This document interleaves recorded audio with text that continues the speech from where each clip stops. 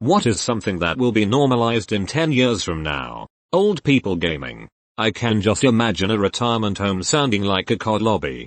Damn. This got me thinking if 60-year-old Gen Zers will still be into memes and say pog. Tons of liquids being bring your own containers at many chain grocery stores.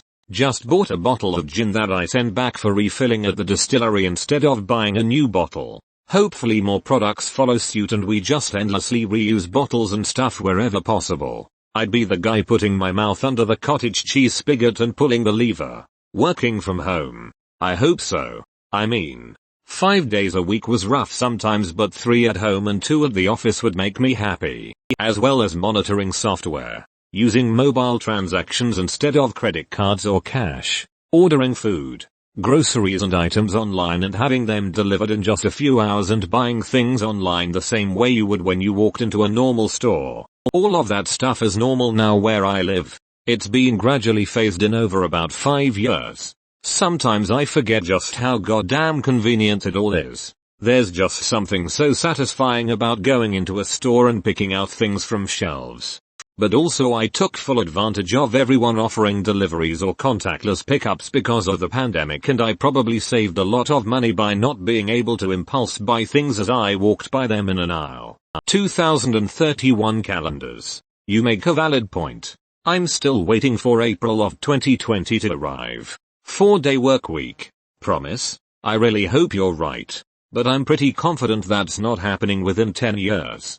Kissing the homies goodnight. On the mouth. This isn't normal already. About to have an awkward convo with the homies. Being legally allowed to marry as a disabled American. Right now. Certain types of disability benefits get revoked if you marry. Forcing disabled people to make the choice between marrying and access to healthcare or the basic payments that let them survive. In some states you're even not allowed to live in the same household as your partner. Because it's a common law marriage. Pretty much every time I bring up the fact that I can't marry, there's currently a SSI bill that may get passed, which removes the marriage penalty in some circumstances but not all. Maybe in 10 years I'll be able to marry. It'd be nice. This is insane. I had no idea. I'm so sorry that you've been so egregiously failed by the system. Is there anything people can do to help? Anybody that we could try voting into any level of office that also cares about this issue? This just seems like an incredible oversight by our government, and it's something we should all be aware of if and when our ability to vote it into reality comes along. Certain types of disability benefits get revoked if you marry. Is it just the fact that you're married that eliminates the benefits, or is it the shared income your new spouse makes that disqualifies you? I'm hoping a stronger focus on mental health. I think we're close, but there's still a stigma with therapy and other mental health treatments. My wife just graduated as a psychiatric nurse practitioner. The amount of people who self-medicate with alcohol, drugs, activities, etc. is staggering when you consider how we all have issues. I grew up in a house where you just deal with it or swallow it. I spoke with someone the other day who truly benefits from therapy, but her final statement was, "But it's so expensive." I came to Germany and was shocked to see that. From my experience and perspective, doctors don't care about mental health. Rest and take a walk outside.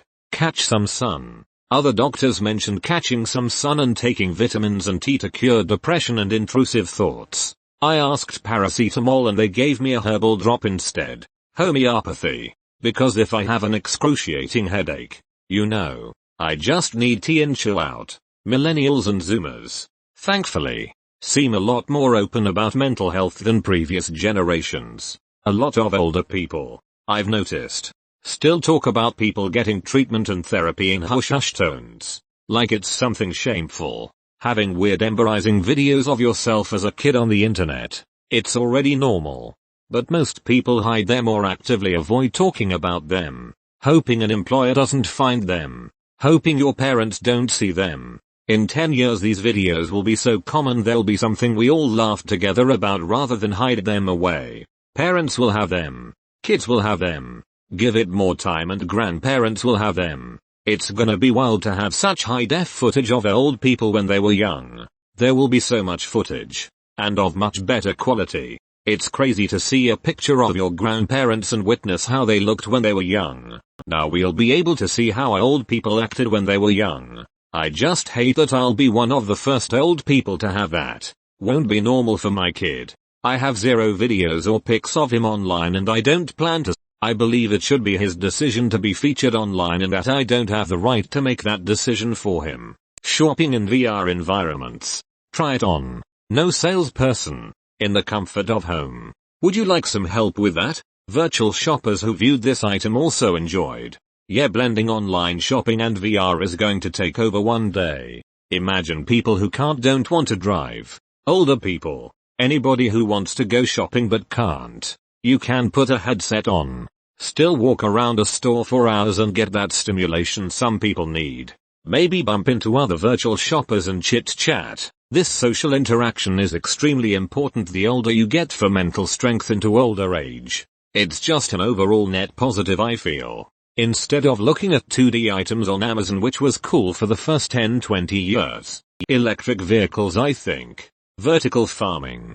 The weather will stop being reliable enough for outdoor farming and farmers are going to have to start investing in vertical farms to get the necessary output. This is going to put a ton of farms out of business. But the weather was already going to do that anyway. Can I invest money on that? Sounds promising. This post makes me realize that people do not understand time horizons or economics.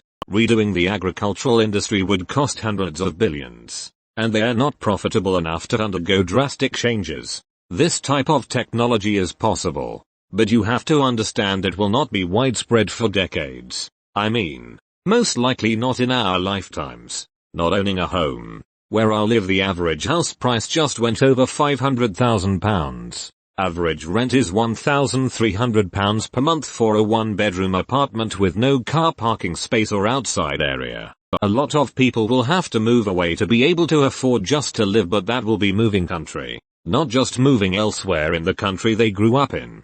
I'm hoping that working from home culture will soften the blow. If people can work from anywhere, they eventually will realize that they can spread into smaller towns in middle of nowhere instead of crowding in a megapolis. All those tiny dying towns might get rejuvenated. Parents knowing that online games cannot be paused because millennials will be parents 10 years from now.